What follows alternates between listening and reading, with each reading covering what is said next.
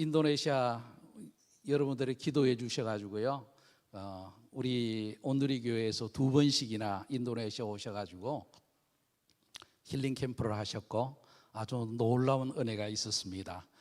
또 사실은 올해도 하고 내년에도 해야 되는데 아시다시피 코로나 때문에 하늘길이 막혀서 못 오고 있는데 여러분들이 계속적으로 기도를 해주시고 또 빨리 회복될 수 있도록, 물론 여러분들이 전 세계적으로 일어난 이것을 위해서 기도하리라 믿습니다만은 특별히 인도네시아를 위해서 기도를 많이 해 주십시오. 오늘 5만 명이 넘어갔다, 일일 확진자 수가 5만 명이 넘어갔다고 그럽니다. 근데 또 재미있는 것은 인도네시아 대통령 아들이 솔로 시장인데요, 그분이 코로나에 걸려가지고 병원에 입원했답니다.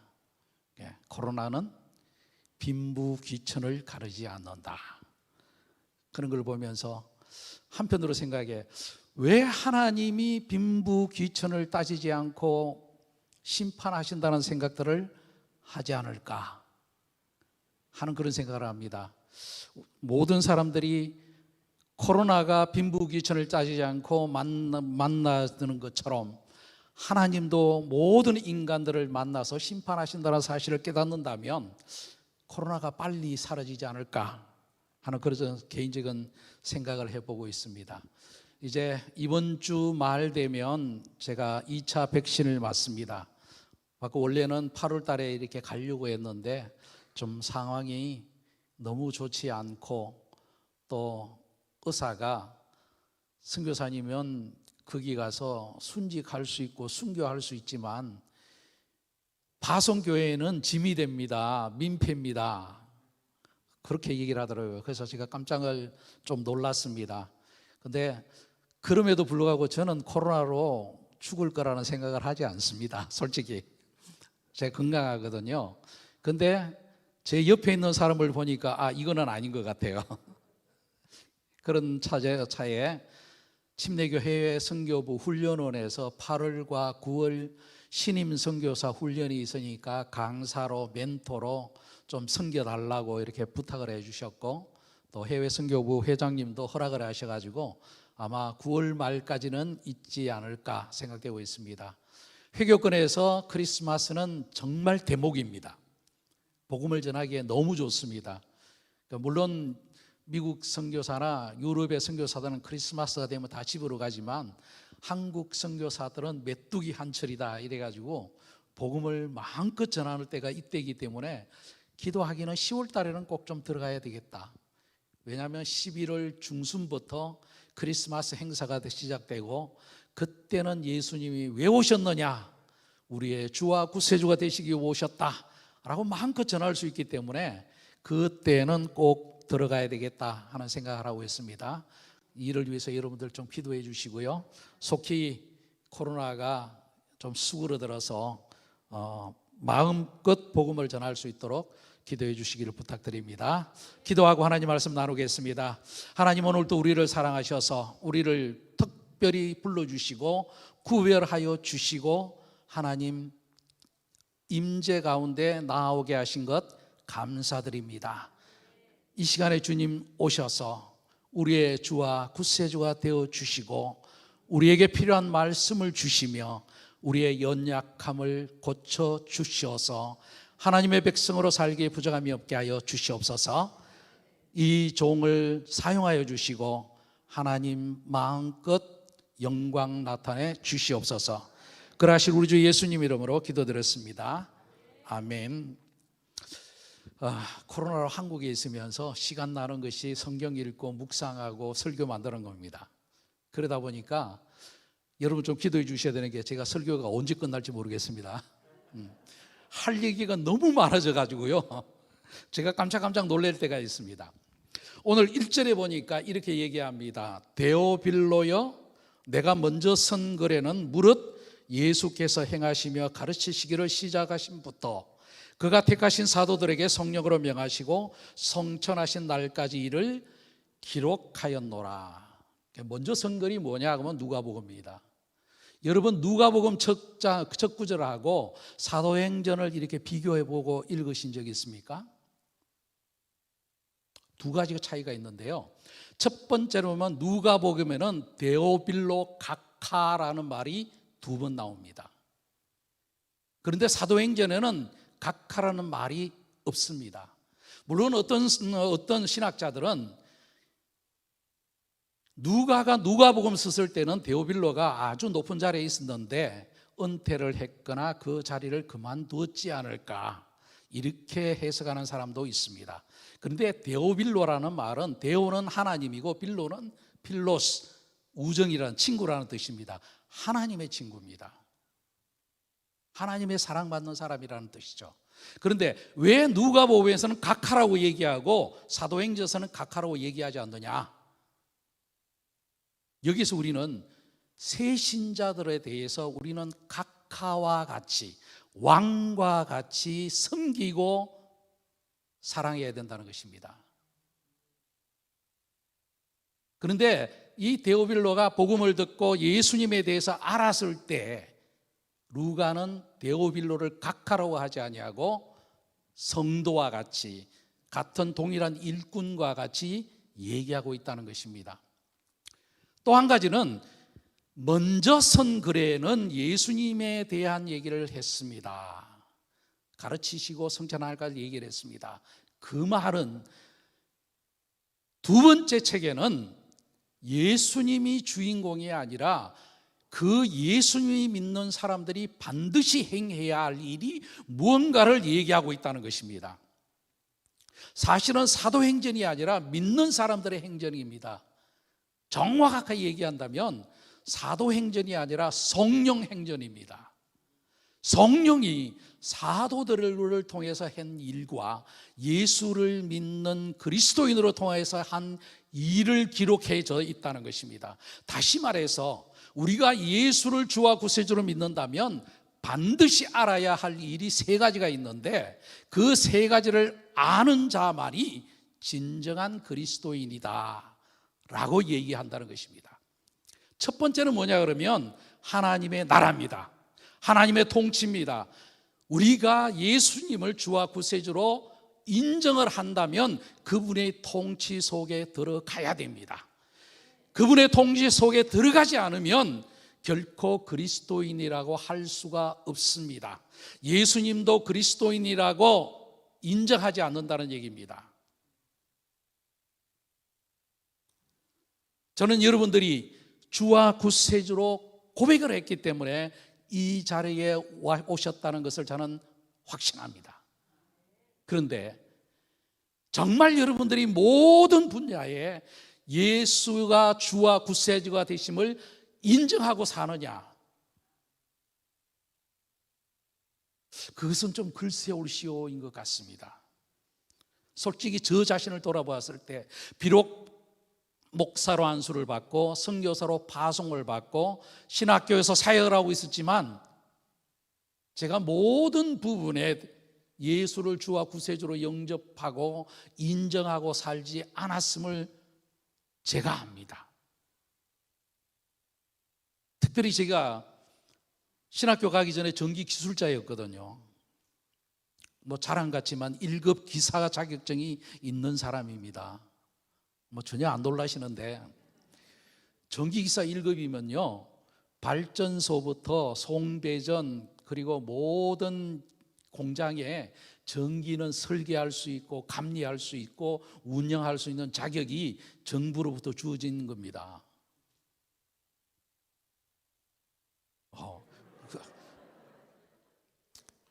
복 받으시기 바랍니다.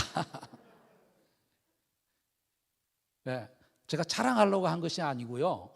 제가 신학교를 짓고 교회를 짓고 내 집을 지을 때 전기 공사를 하면서 저는 한 번도 하나님 앞에 질문한 적이 없습니다. 왜요? 내가 다 알고 있으니까. 전기 공사를 할 때는 내가 주인이었다는 것입니다. 내가 구세주였다는 겁니다. 하나님 앞에 물어보지 않았습니다. 어느 순간에 하나님이 야, 나는 전기에 대해서 모르느냐? 제가 가만히 생각해 보니까 어떻게 내가 하나님 저보다 전기에 대해서 모르십니다 이렇게 얘기할 수 없잖아요. 아닙니다. 하나님께서 전개의 원리를 만드셨고 모든 것을 아십니다. 근데 너는 왜 기도 한 번도 물어보지 않았어? 거기에서 제가 한번 얻어맞았습니다. 우리가 주와 구세주로 영접을 했다면 모든 분야의 주인이라는 생각을 가지고 그분에게 질문을 해야 됩니다. 그분이 우리의 구세주라 한다 그러면 어떻게 할까요? 물어야 됩니다. 그렇지 않는다면 그것은 온전한 그리스도인이 아니죠. 만약에 여러분이 결혼을 했습니다. 제가 남자니까 남자를 기준으로 해서 얘기합니다.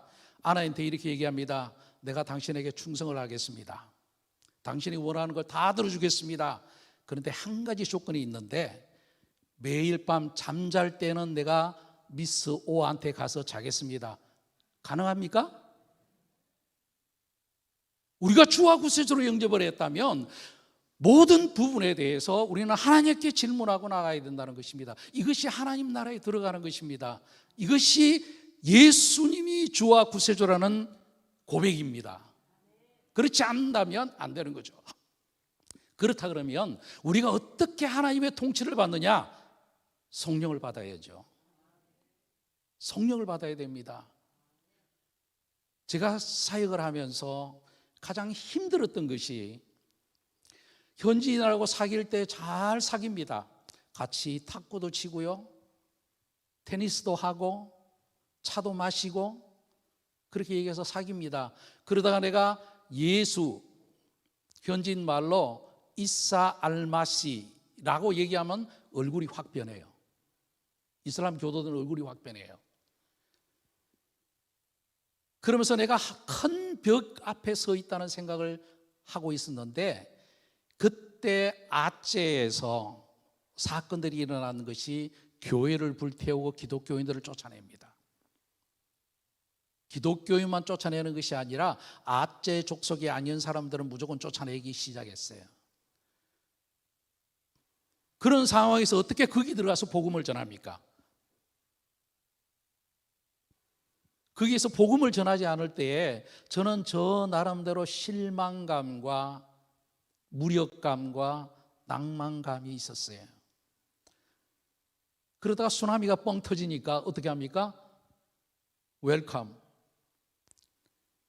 그래서 아째 들어가서 내가 거기서 봤을 때에 약 160개의 단체가 구호하러 왔는데 거의 90%가 기독교 단체였어요. 그래서 느낀 게 하나님의 능력이 없으면 선교가 되지 않는다. 하나님의 능력이 없으면 선교가 되지 않는다. 그래서 그때부터 제가 성령을 찾기 시작했습니다. 오늘 이 본문에 보면은 너희는 예루살렘을 떠나지 말고, 지리적으로 해석하면 안 됩니다. 하나님께서 성령을 주실 때 꼭 예루살렘에만 줍니까? 예루살렘은 거룩한 도시이기 때문에 하나님께서 성령을 거기다 주셨습니까? 아닙니다. 그렇다면 예루살렘을 떠나지 말라는 말 뜻이 무엇이겠습니까? 다시 말해서 제자들이 예루살렘을 떠나간다면 무엇을 하겠습니까? 당연히 예수님 하셨던 사역을 계속하겠죠. 다시 말해서 사역하는 일을 하지 않겠습니까? 그렇다면 예루살렘을 떠나지 말고 아버지께서 약속하신 바를 기다리라는 얘기는 아버지께서 약속하신 것을 받기 전에는 사역하지 마라. 맞습니까? 사역하지 말라는 뜻이었습니다. 그런데요, 솔직히 제가 목회자가 될 때, 목사로 안수받을 때 저보고 아버지의 약속한 것 받았느냐? 묻는 사람이 아무도 없었어요.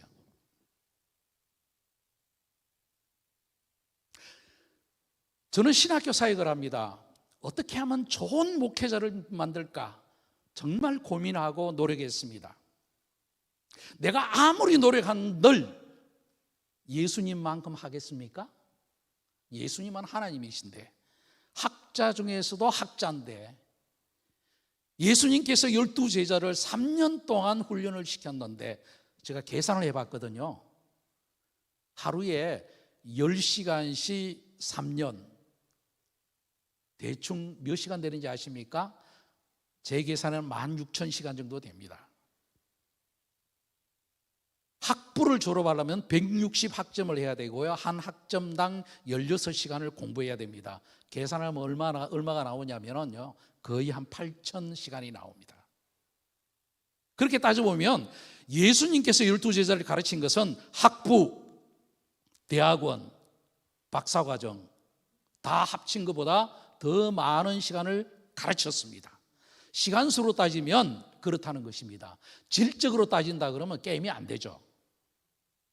그럼에도 불구하고 예수님은 제자들에게 아직까지 부족하다, 성령을 받아라, 그렇게 얘기하시는 거예요. 근데 많은 지금은 많이 틀려졌지만요, 저 같은 경우에 통합 측에서 회심을 했고 고신 측에서 안수 집사를 받았고 침례교 신학을 했거든요. 성령에 대해서 전혀 모르고 했습니다. 솔직히 엉터리 선교사였죠. 성령을 받아야 됩니다. 성령을 받지 않으면 하나님의 통치가 이루어질 수가 없습니다.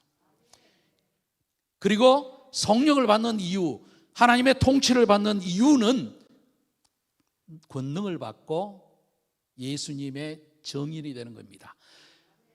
우리 삶의 목적이 선교가가 되어야 된다는 것입니다. 저는 많은 목회자들을 만날 때마다 이런 얘기를 듣습니다. 하나님께서 한국 교회를 붙들고 있고 한국 나라를 붙들고 있는 이유는 한국 교회가 선교사를 많이 파송했기 때문이다. 저는 전적으로 동의합니다. 왜냐? 우리 삶의 목적이 정인되는 일이거든요. 선교하는 일이기 때문입니다. 여러분 생각해 보십시오. 솔직히 한국 사람 뭐 잘난 게 있습니까? 물론 몇몇 가지는 잘난 게 있습니다. 첫 번째는 목숨을 건다는 것.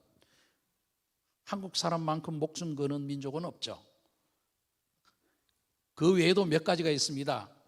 추운 겨울도 나고 여름도 나서 어느 곳에 갖다 놔도 잘 산다는 것, 무슨 일이든 잘 한다는 것, 그 끈기가 있다는 것 인정을 합니다.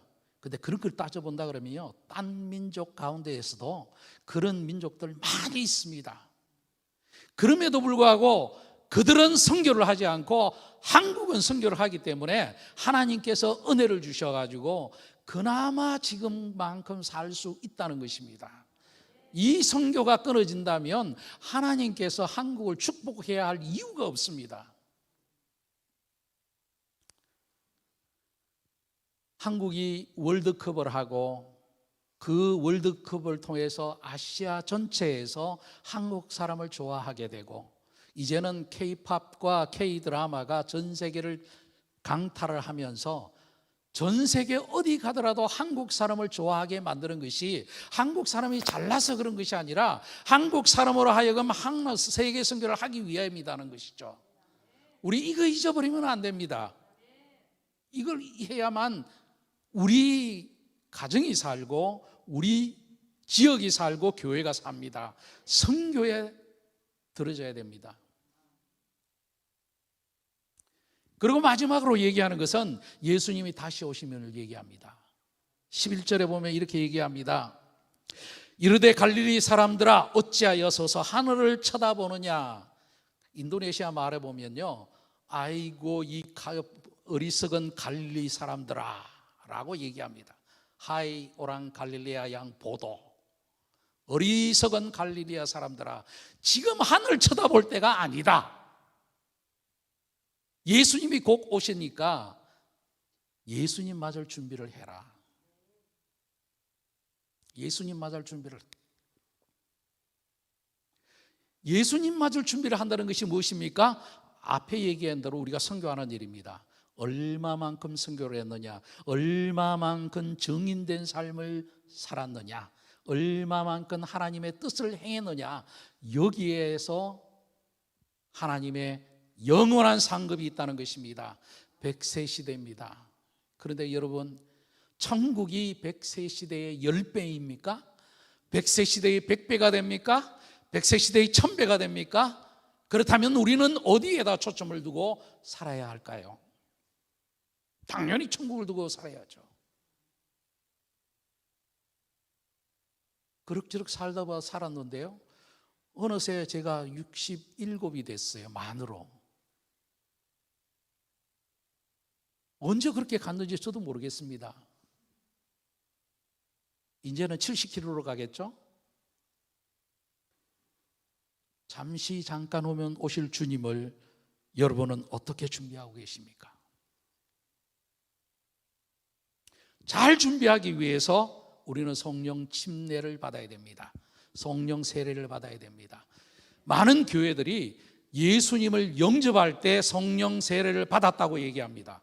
그런데 성령 세례의 정의가 성령의 오심을 둔다 그러면 그 말이 맞습니다.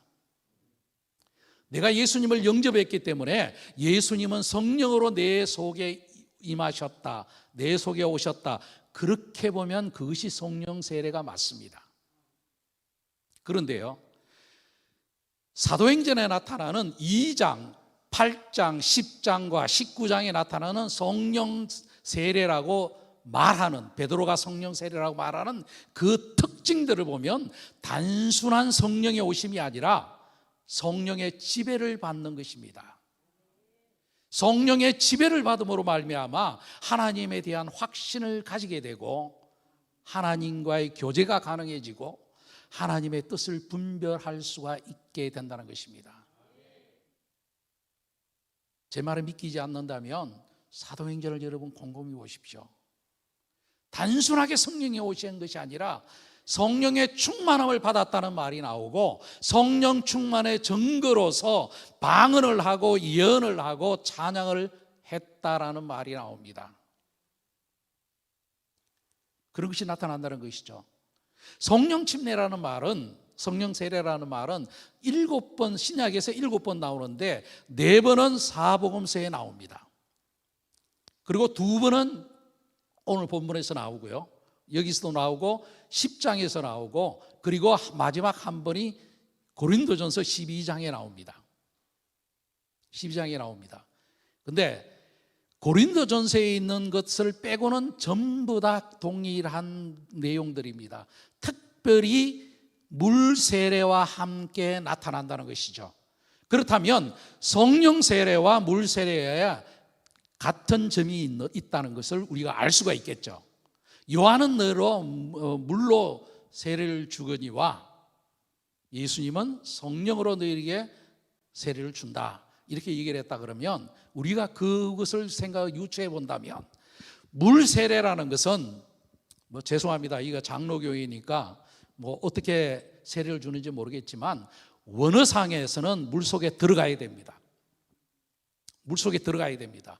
물속에 들어가면서 옛 사람은 죽고 그리스도와 함께 새 사람이 부활하는 것을 나타내는 거죠. 다시 말해서 우리가 물 세례가 물속에 들어가는 것을 생각한다 그러면, 그것이 원어적으로 맞다고 생각한다면 성령 세례는 우리가 성령 속으로 들어가는 겁니다. 성령의 지배를 받는 겁니다. 이것이 성령 침례라는 것이죠. 다시 말해서 힐링 캠프에서 여러분은 성령의 능력 가운데 들어가 봐야 됩니다. 들어가 봐야 됩니다. 들어가 보지 않으면 결코 성령 충만을 이해할 수가 없습니다. 성령 충만을 이해할 때에 성령 충만을 갈망하게 되고 성령 충만을 구하게 된다는 것이죠. 제가 처음 인도네시아 갔을 때 한국에서 왔다면 많은 사람들이 이해를 못했어요. 한국이라고 얘기했는데 중국이냐고 물어요. 이 사람들 생각에는 한국이 중국의 한 성인 줄 알고 중국 사람이냐고 물어요. 분명히 내가 한국 사람이라고 얘기했는데도 중국이라고 물어요.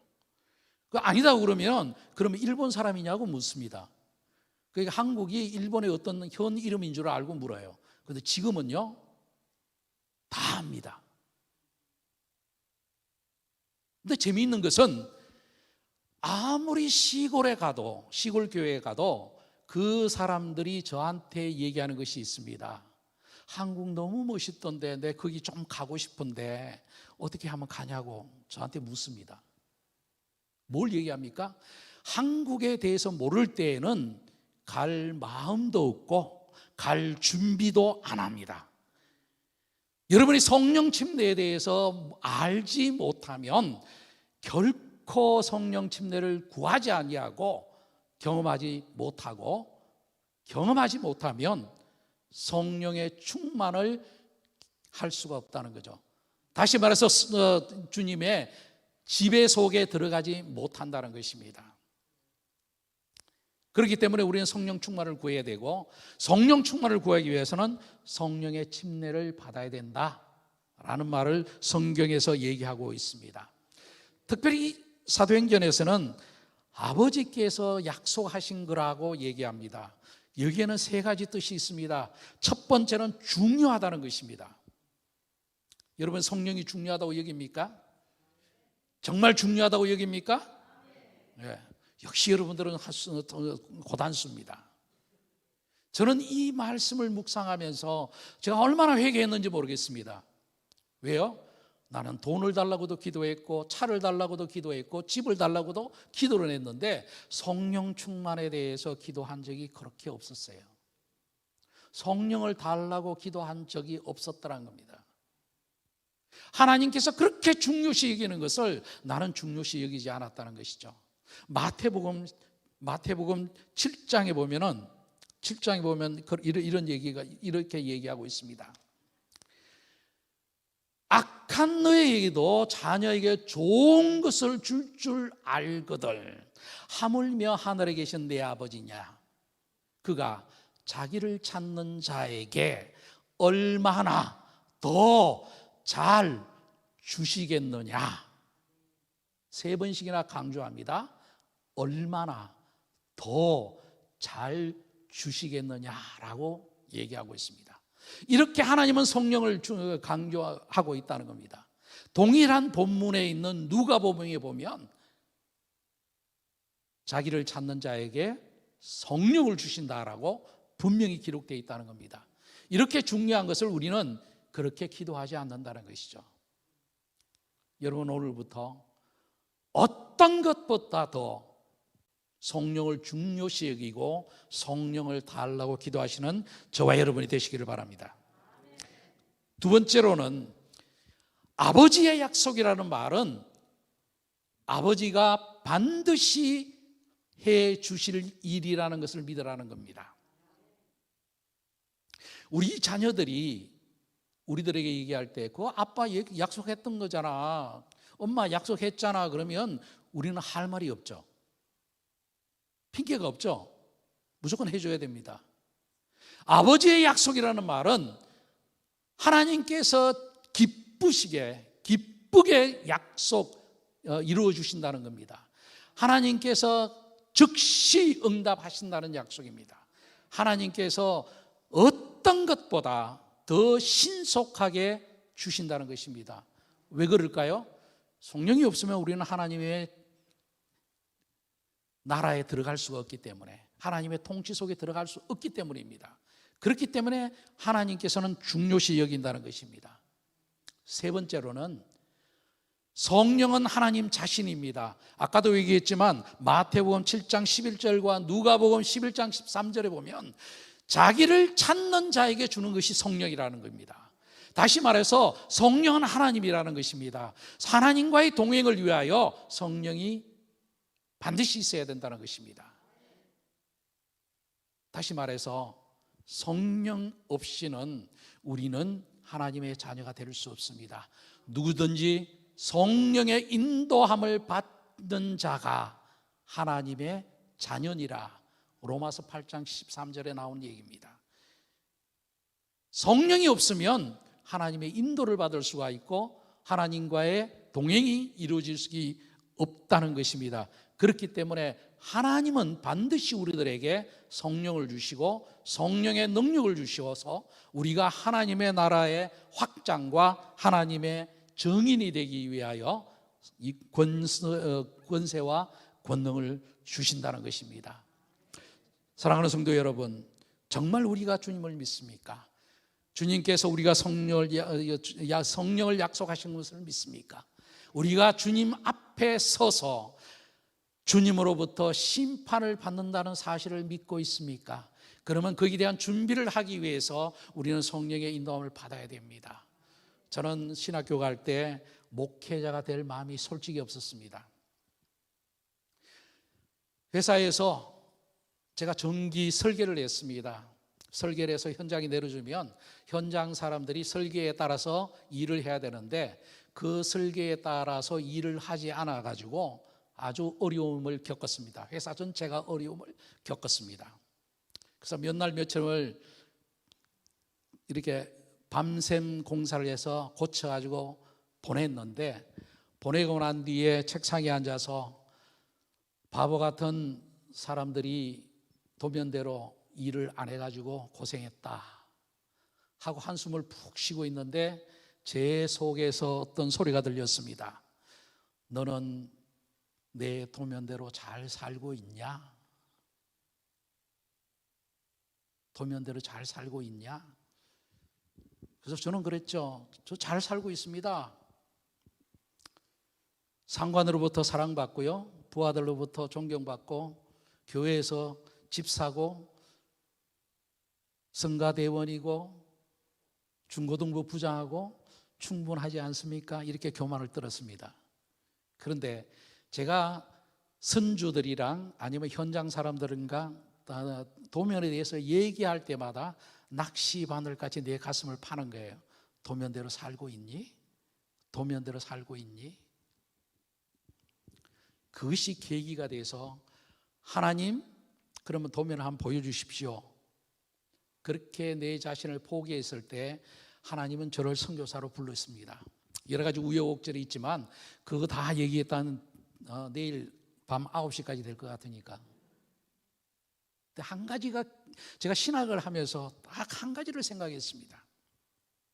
내가 다른 사람들보다 늦게 신학을 했는데 어떻게 하면 하나님으로부터 칭찬을 받을 것인가? 어떻게 하면 착하고 충성된 종이라고 칭찬을 받을 수 있을까? 그렇게 생각했었는데 그때 생각한 것이 몇 가지가 있었습니다. 회사 생활하면서 남들이 하기 싫어하는 일을 하면 칭찬받죠. 남들이 하기 싫은 일을 하면 칭찬받는다. 그렇게 보니까 선교사더라고요.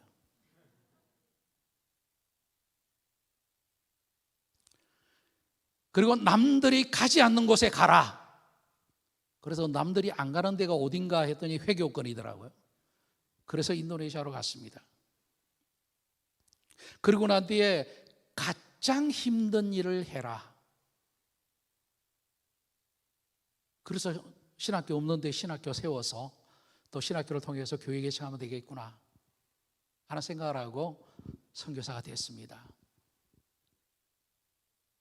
우리 주님 만났을 때 잘했다 칭찬받는 종들이 되시기를 주님의 이름으로 축원합니다. 그것을 하기 위해서 우리는 성령의 인도함을 받아야 되고 성령의 충만함을 받아야 되고 성령 세례를 받아야 됩니다.